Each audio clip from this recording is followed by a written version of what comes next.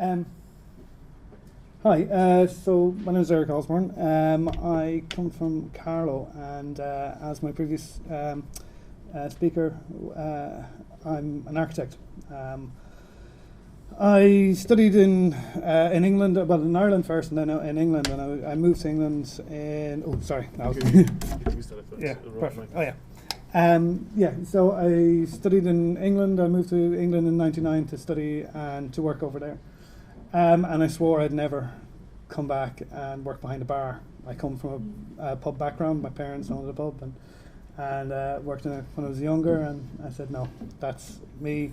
I'm going to become an architect, and that's my life. Little did I know that time I would change, and as you quite rightly said, people who take on challenges or old period buildings are enthusiasts, and I suppose my enthusiasm for old buildings was sparked with Rathanna. So Rathanna is a small village based at the foot of Mount Leinster in Carlow. It is a village which has 4 houses, 2 pubs now, and a school, community hall, which is a one-time school, and a church. So very small community. Our nearest town in either direction is about 8 kilometres in both directions. So it's we've got a good catchment area of a rural community. Now Carlow, so firstly, everyone probably knows Carlow, but Rathanna is situated down at the very bottom in the tail of Carlow in good hurling country.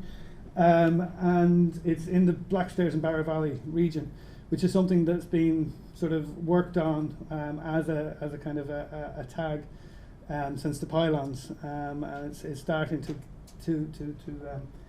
to get ground for a tourist destination.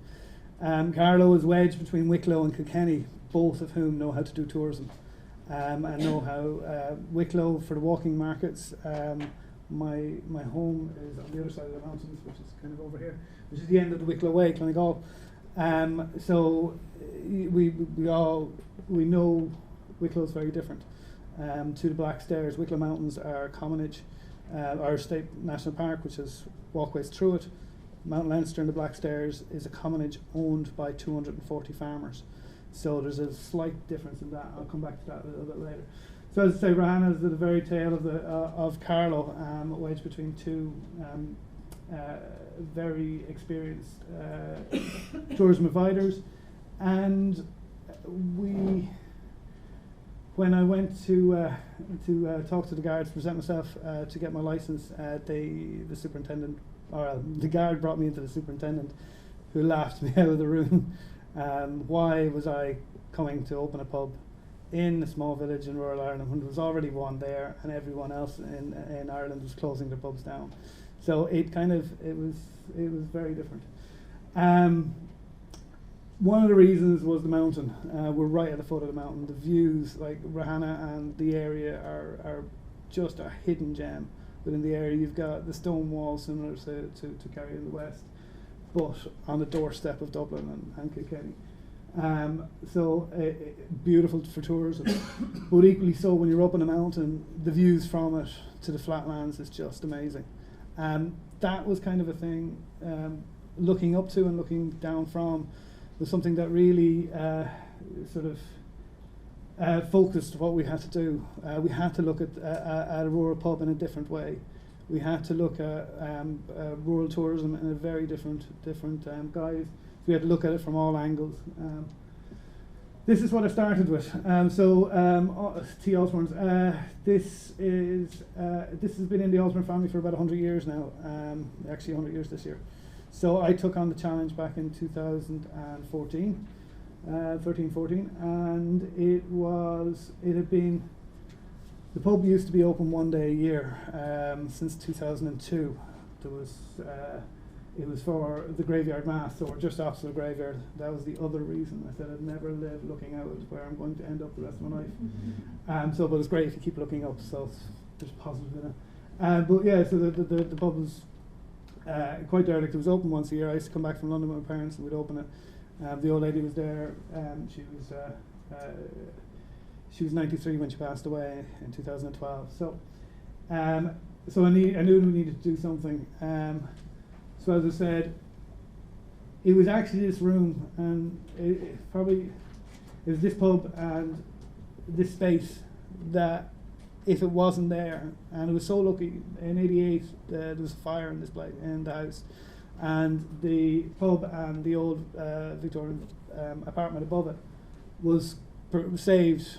In a sense, it was saved from the restoration back then. So the rest of the house was destroyed by fire. It was put back with dry lining and everything that was wrong in the early 90s. And now I'm having to rip that out and go back and do it properly with lime plaster. We just have to finishing that. So, but this room, it was the beating heart of the community one time. So we've got what was the grocery section. We've got the apothecary, which was kind of for spices and powders, but also for chemist type things. In the corner here was the hardware section, and then the drapery was on the other side. Just at the back of this was the bar. And there was a brass bar that was on the counters up onto the 80s, which was missing and lost in the fire. But the stanchions weren't. They were hidden underneath the bar, which I found. And then in the yellow, the office, that was the accounts office. The accounts books would survive the fire, and they go back to 1918, 1919 when the Osbournes came. And in the 40s, there was accounts there of up to £100, which was massive back then. It was the give tick that you could buy. It was kind of the Amazon of the day. You could go in and buy from the brochures. They'd send up to Dublin and buy them back down, bring them down, and you could pay off in the autumn when you sold your stock. The families around this area were self-sufficient. They had their own dairy cow. They had their own vegetable patch. They had their own meat from the mutton or the sheep. So all you needed to survive and live was on those 7 or 8 shelves.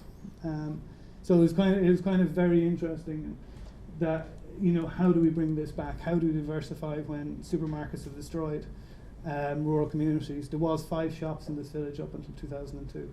5 shops in a 4-horse town. So it was kind of within the area. There's a couple just outside of it, but 3 in the town definitely. So the storehouse, this is, as a young lad I used to, the hay was stored up here, but it was also coal and paraffin and grass seed. You could get everything in this place. So it was stone on the ground floor for 3 walls and cast concrete on the upper floors. So how do we change it? This is the old Victorian farmyard that's down at the back as well. That it was in bad repair. Beautiful old houses, and if you look at the slates on the roof there, they're glass lacquer slates, but they diminish. So as you go up along, they reduce in size and just, you know, falling down, but and dangerous, but beautiful, and so much potential. And it was that. Okay, that's very dark. It was that's the inside of the upper loft, and as I see, galvanized roof. But the space was amazing up there, and the views up to the mountain would have been amazing. So how to make this business work? We knew that we needed more than just the local community to support us. We needed to sort of branch out into tourism. So what we looked at was converting the storehouse into a 12-bed self-catering unit. Now it's based on the bunkhouse style accommodation that you find in the Brecon Beacons in Snowdonia. So when I was in my time in London, I used to need to escape, and friends would come, and we'd go off into Brecon Beacons and go hiking, but the places where we stayed were all bunkhouses, and you basically crawl across people to get into your bunk late at night. But the space that was most important was the social space, the interactive space, where you had your food, you sat down, you unwound, and you enjoyed each other's company. So those facilities were very much about, it was all about socialising. Sleep was secondary, and provision. We needed to bring that to the Irish market, which wouldn't really work if you just put crammed bunk beds into it. So we developed this building in lines with 4-star Fulcher Ireland standards, and because the pub was listed, by de facto all the buildings around it are listed, because they're within the curtilage of it. So one of the things that ended up good for me was and wanted to maintain the apertures of the building. So all the windows that were there we retained. We didn't put any new openings into the wall, but the roof, when we were taking off the curved galvanised roof and reinstalling putting slates on it, there was 6,500 old Queen slates inside in the storehouse. The previous owners, Harry, went around to old churches and collected them. They were his pension fund. He paid very little for them. Back in the heyday, each one of those slates were worth anywhere between a 5 or a 10 or a 1. So he didn't see that day, but unfortunately, he was a shrewd businessman. But I managed to reuse them all in this project. But it was fun moving them all around. So basically what we did is the ground floor is the sleeping accommodation, and allowed us to put the living accommodation upstairs where you get more light, and at the social space you have a dining area, you've got a cooking area, you've got a sitting area, areas that people can do multiple things in, but yet still be all, so you're not locked away in the kitchen making the sandwiches for the next day or anything like that. It's about being social. So I've got just some of the photographs of the build. So as you can see, a big ball of steel in the roof to tie the building together, but also to give us that increased height in the living space, to open up for people and create this space. As I said, it was concrete and stone, so we went for an internal dry lining, building a timber box inside of it, basically, which is I've got some reservations about, but at the time, this is all funded by Leader, by the way, or part funded by Leader. So there was a lot of hurdles we had to jump through with that, and there was a lot of issues. I can come back to them later on if anyone has questions about them. If I start on Leader, I could be here until tomorrow. Brilliant, very supportive but challenging process. And so the storehouse, as I say, the slates. We also put in solar PV or solar tubes for hot water for the building because there's going to be hot water intensive people walking, whatever, on the roof of it, which aren't in that picture, but they are there, and they're brilliant. They provide all our hot water even in the winter time for when the season is down. So this is what it is like inside at the moment. Now, as you can see, the dining table and the dining table and the coffee table and the bench are actually the floorboards from the back half of it. So very sustainable, and we're reusing the materials. Myself and a friend trimmed them down and made these so that we could keep, because they were beautiful. They were like the woodworm in them when you turn them up was absolutely stunning.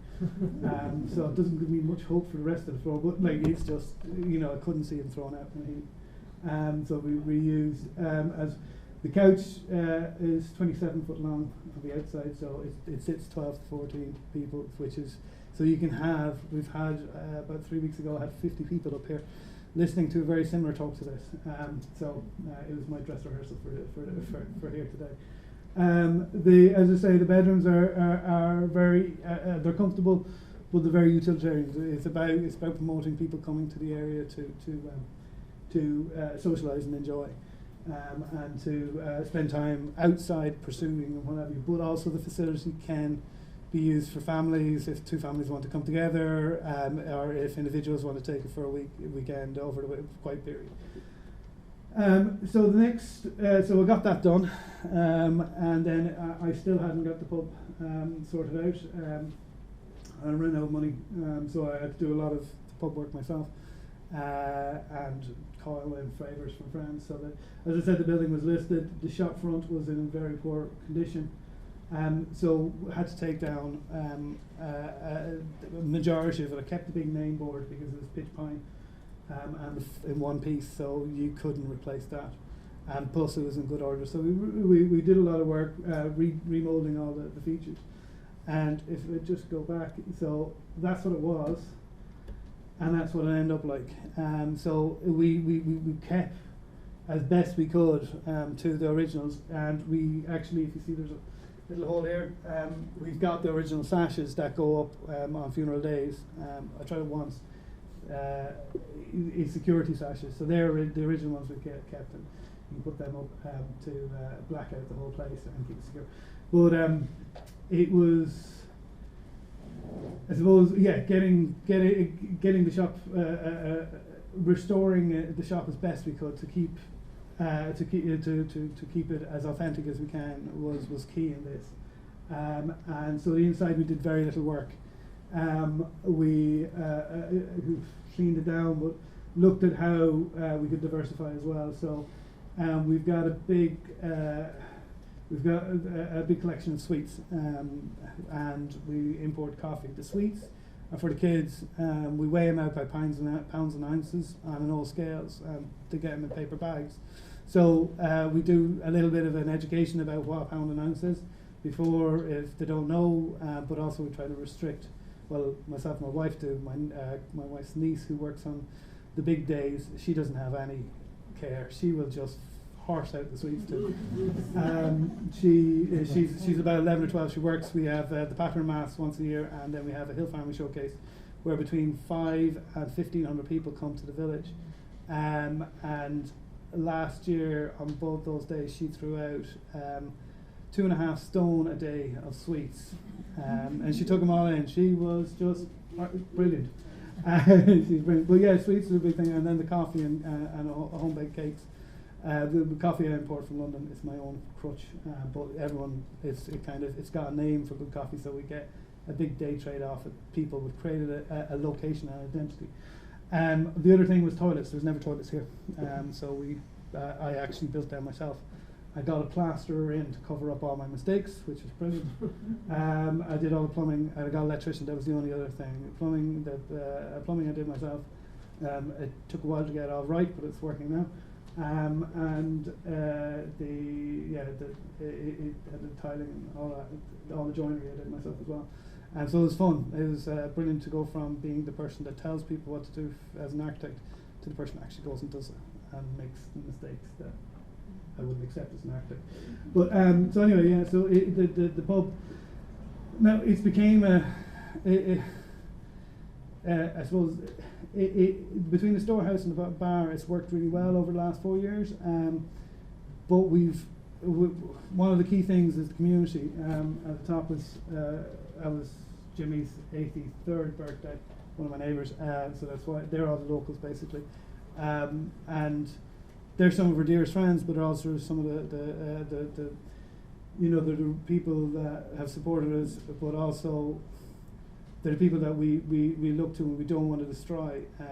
Tourism in this country, if it's not controlled, it can get out of control, and you can lose what's actually makes it so special. So we don't advertise on Airbnb or Booking.com for the Storehouse.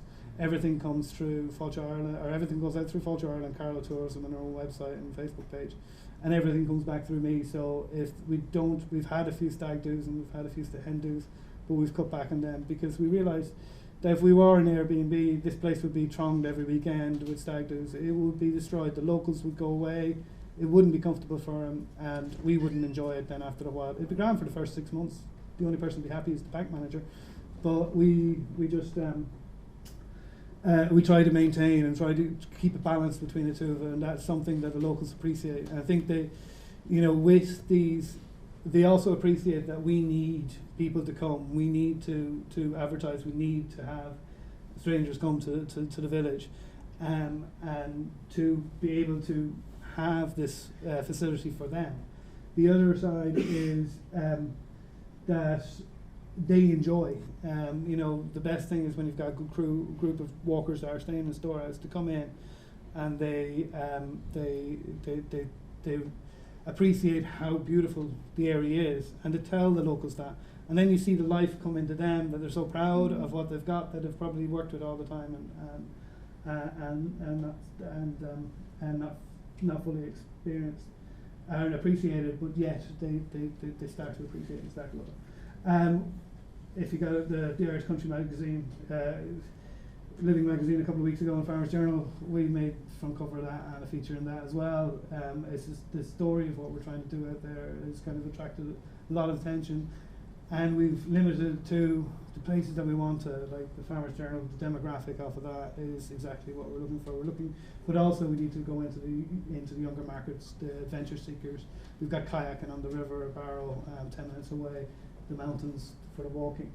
I suppose, just quickly, the where we go from here, the future dream idea. By the way, I also am a farmer, so all the dirty land just below the red dot, that's me.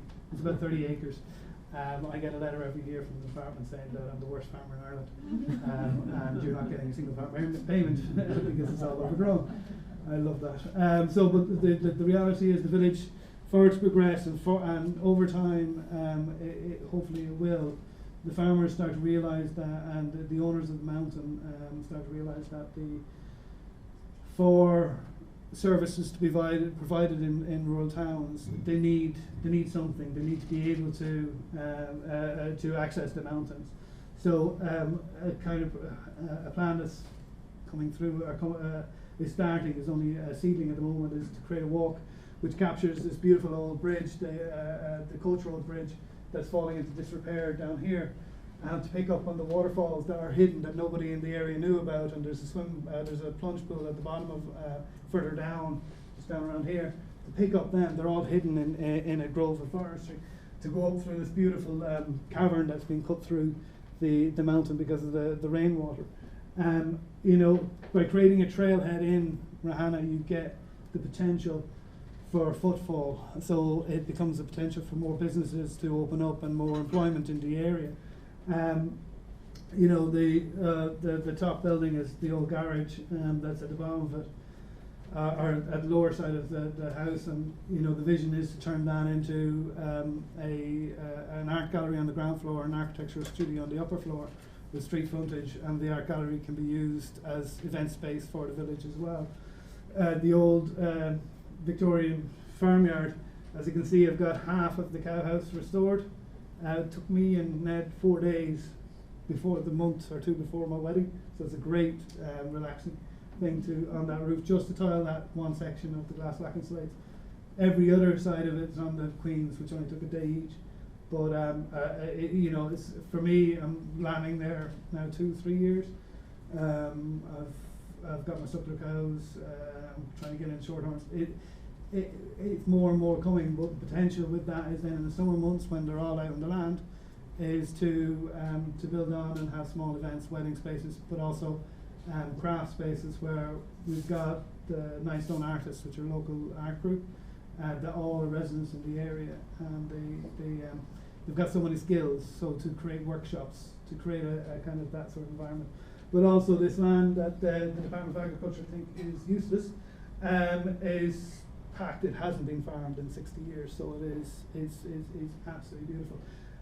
I bring friends and their kids down for walks through it.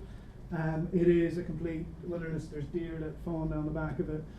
We've got the natural flowers in the old bog part of it, and the wildlife and the birds of prey hang out there. It's an education in itself. So in the future, it'd be lovely to put in a loop walk that people can go and explore and actually see it. As little intervention as possible, but with those sort of things, it means that we can then other businesses, small shop, coffee shop, we can open longer, other bicycle hire places. Things can come in this rural town that will then be useful for other for the locals to avail of. So it's finding that balance. Okay, I think my time is up, but if there's any questions, please feel free. I'll end on